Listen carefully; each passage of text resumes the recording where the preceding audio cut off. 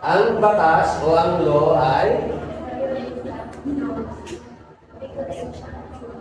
regulation that will guide people or individuals not to violate, hindi kaya i-violate, yung mga ginagawang kabutihan. Diba? Halimbawa, sinasabi sa batas, do not kill. Pero pumatay ka ng tao, then you have violated the law. Do not kill. Diba? Do not commit adultery. Pero, naging kabit ka, o ikaw nagpakabit ka, kaya nagkabit ka, that is adultery. Babae, adultery. Lalaki, concubinage. Kapag babae, adultery ang case. Pag lalaki, concubinage ang case. Larex? Larex. Ang sa Tipuli culture, parang gano'n, ay sus, grabe na ang punishment. May kanoong tibol ba na? Diba? Alam niyo yung kanoong tibol? Ha? Ano yun?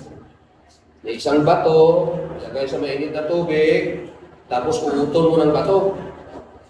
Pag hindi ka ng paso, wala ka sala. Pero pag napasok ka, nasala ka. Pag may sala ka, napatunayan na pasok ka, may sala ka, mamulta ka. Multa ka sa imbanan. Okay? At least may alam ako sa culture ng mga Tipuli. And I think it's also similar to other cultures. Okay? Sa mga Ilonggo, meron din ganyan. Sa mga Ilonggo, meron din. Pero yung sa Ilonggo, iba yun eh. Tabak yun eh. Pinangon ba? Pinapuko. Lapo ng kamoto na yun.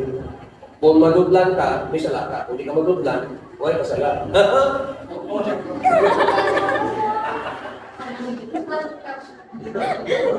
Diba, no? Kung kamuglayan ako, isang pa wala ko na sa lao. So, wala nga ba? Sagot ba? Okay. So we're going to talk about areas of business law, importance of business law, general foundational laws, taxation. Ito yung sa previous period, taxation and finance, labor and social security.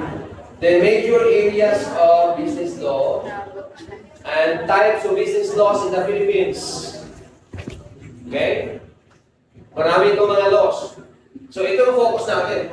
Ano yung mga laws na andito sa Philippines?